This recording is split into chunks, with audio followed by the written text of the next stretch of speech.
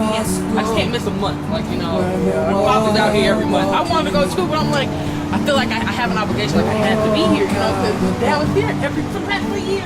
Fred would make it hail if we went Yeah, back. clearly. Yeah, he would make it hail.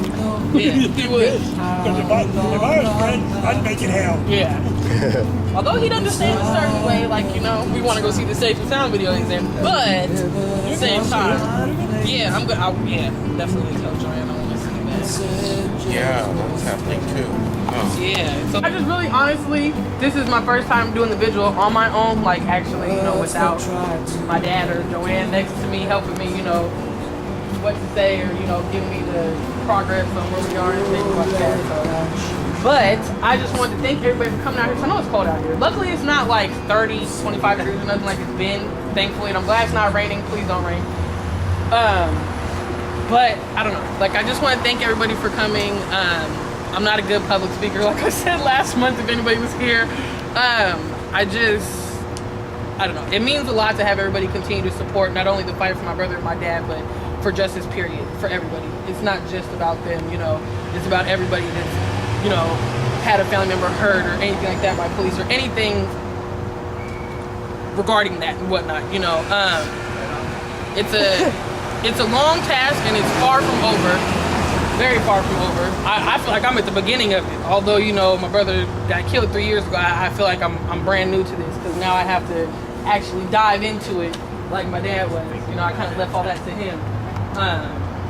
But I don't know. I just, you know, it means a lot to have support from the community and everybody. And I know it means a lot to my dad. You know, this was his passion. This is something that he had to do, and I have to see it done. Because without that, I just couldn't go living on without, you know, seeing it happen. Two of my sisters are here. This is their first time actually come to a vigil, period. So I'm glad that they're here. You'll be seeing more of them now. But I don't know, like, I just want to thank everybody. You know, I wish I had an update to tell you on, you know, as far as where we are or whatnot, but I really don't, to be honest. You know, I've been going through a lot of emotional roller coasters this past month and a half since my dad's been gone, so I've been trying to keep it together, you know. It's hard, but it's easier when, you know, like I said, there's the community and everybody else's supporters, close supporters, you know. I don't know. I don't know. I'm just so grateful, to be honest, and I just have so much more to do. So much more to do. It's not even, hasn't even begun to be done. So, yeah. Sometimes they call me the mouth because I don't shut up. One of the things that we can do is to keep the pressure on with the emails to the city about investigating Keaton Otis' death.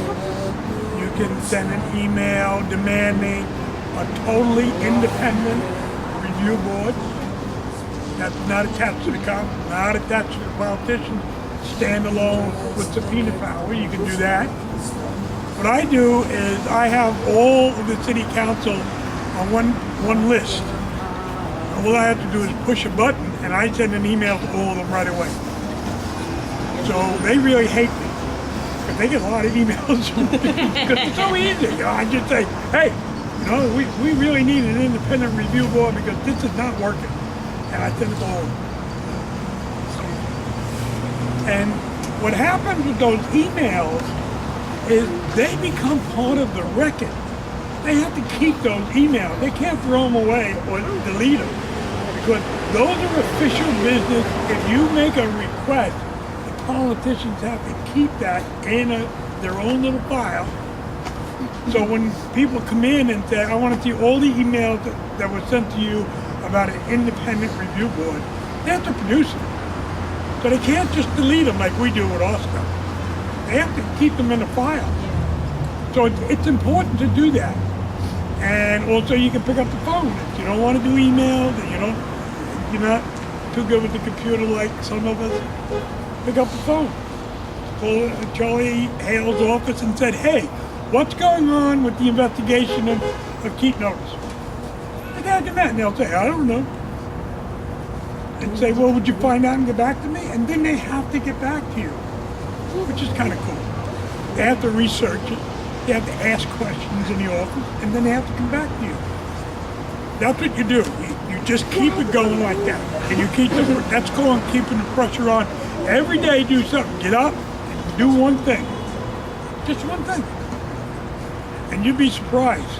I mean, they just go crazy when you keep the pressure on. And Charlie Hale's got a temper. You can make him smoke, and I don't mean grass. I mean out the ears. So please do that. Thank you. Thank you very much, because that's more than I know. Like I said, I have a long way to go. You'll get lots of help. Don't worry. I know. I feel like I'm in kindergarten right now. Like I don't know anything. Like I literally like, and I feel bad though. Like part of me feels bad because my dad, you know, invested so many tireless hours, like you know, hours, weeks, days, months, years into all this. Man, that's what I'm trying to do. I'm trying to just go forward, you know. Wiggle, keep on going. Most definitely. That's what I'm trying to do. It, you know, with the support of all you guys in the community and just everybody, you know, I feel like it's gonna be easier, you know. But I don't know. It's definitely not. It's not impossible at all. And I don't know. I'm just really grateful for you guys. We appreciate you as well. As soon as I walked up, my first thought was just like you read everything. I know, and people are telling me that, like, a couple people told me that, like, you know, I don't know, like, I just really made my dad, you know, my dad raised me, he got me at a foster care, so, you know, that's why I like you.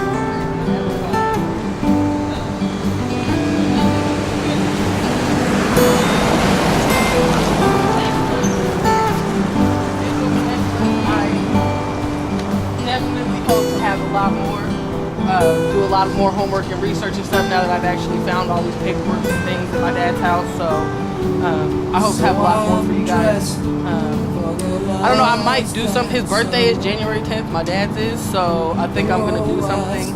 I don't know, I might do something publicly. If I do, I'll put it on the Justice for Keaton Otis's homepage or on my dad's page as well. Because I know that would mean a lot to him.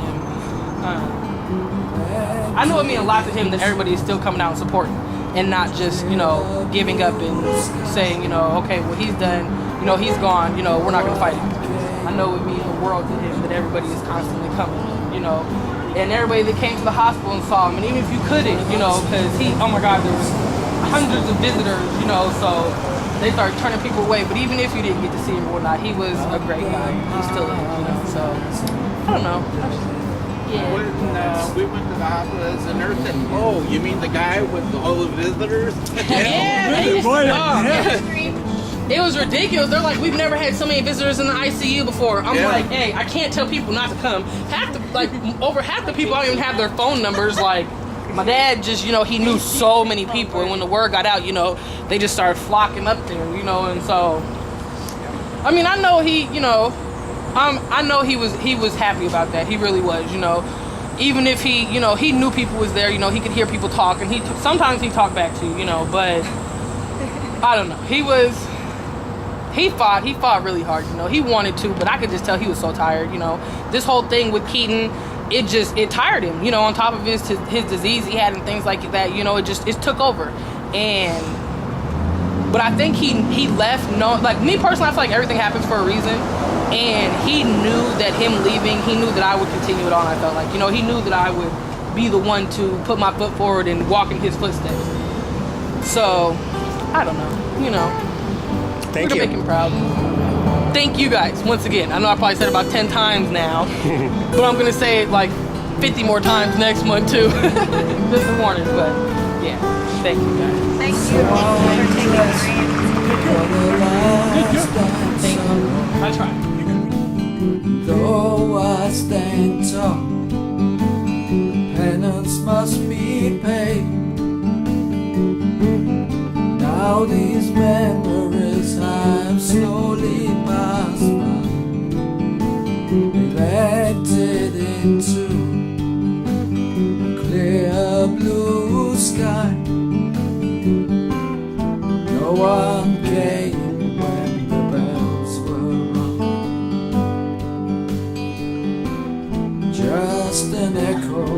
up the stones.